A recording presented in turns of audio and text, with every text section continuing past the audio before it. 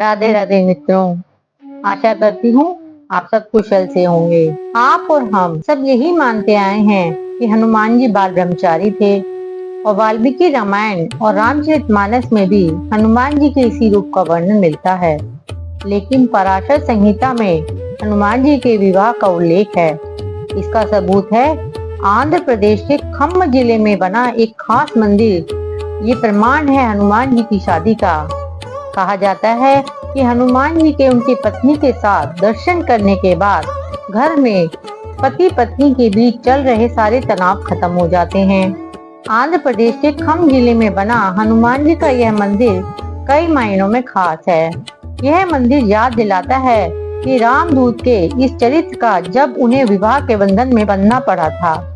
लेकिन इसका यह अर्थ नहीं कि भगवान हनुमान जी बाल ब्रह्मचारी नहीं थे। पवन पुत्र का विवाह भी हुआ था और वो बाल ब्रह्मचारी भी रहे थे। कुछ विशेष परिस्थितियों के कारण बजरंगबली को सुवर्चला के साथ विवाह बंधन में बंधना पड़ा। हनुमान जी ने भगवान सूर्य को अपना गुरु बनाया था। हनुमान सूर्य से अपनी शिक्षा ग्रहण कर रहे थे। सूर्य कहीं रुक नहीं सकते थे, इसलिए हनुमान जी को सारा दिन भगवान सूर्य के रथ के साथ साथ उठना पड़ता और भगवान सूर्य उन्हें तरह तरह की विद्याओं का ज्ञान देते रहे।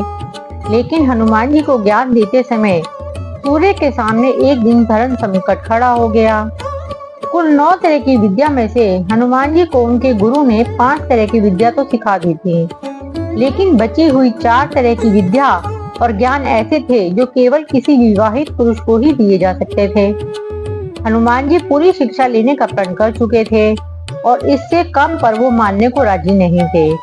इधर भगवान सूर्य के सामने संकट था कि वे धर्म के अनुशासन के कारण किसी अविवाहित को कुछ विशेष विद्या नहीं सिखा सकते थे।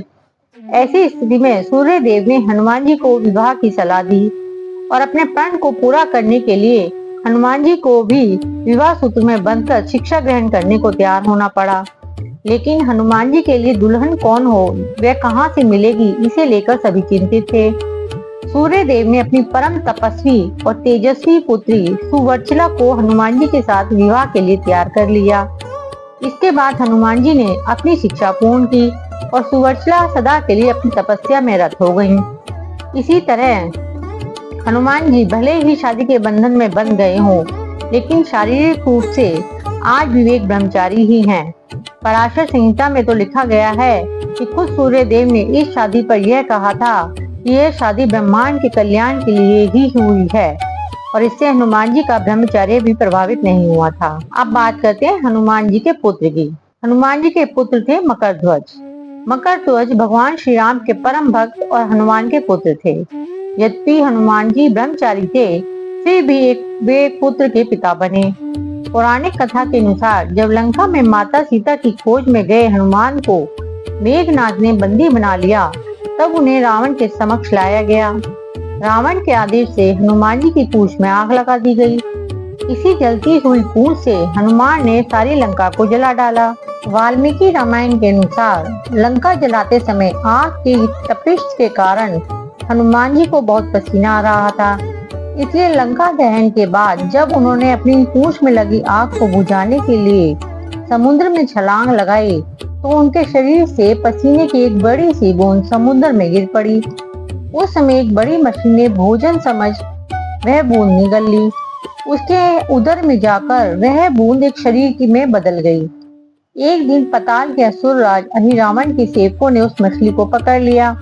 जब वे उसका पेट चीर रहे थे तो उसमें से एक वानर की आकृति का एक मनुष्य निकला।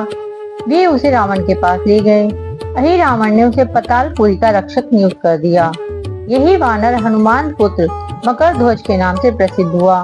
मकरध्वज भी हनुमान के समान ही महान पराक्रमी और तेजस्वी था। उसे अहिरावण द्वारा पताल लोक का द्वारपाल नियुक्त किया गया था। जब अहिरावण श्री राम और लक्ष्मण को देवी के सामने बलि चढ़ाने के लिए अपनी माया के बल पर पताल ले आया था, तब श्री राम और लक्ष्मण को मुक्त कराने के लिए हनुमान जी पताल लोक पहुँचे और वहां उनकी भेंट मकरध्वज से हुई। उसके बाद मकरध्वज ने अपनी उत्पत्ति की कथा हनुमान जी को सुनाई। हनुमान जी ने अहिरावण का वध कर प्रभु श्री राम और लक्ष्मण को मुक्त कराया और श्री राम ने मकर ध्वज को पाताल लोक का अधिपति नियुक्त कर उसे धर्म के मार्ग पर चलने की प्रेरणा दी। तो यह थे हनुमान के पुत्र मकर ध्वज। हनुमान जी जबकि बाल ब्रह्मचारी थे, फिर भी उन्हें मकर ध्वज का पिता माना जाता है।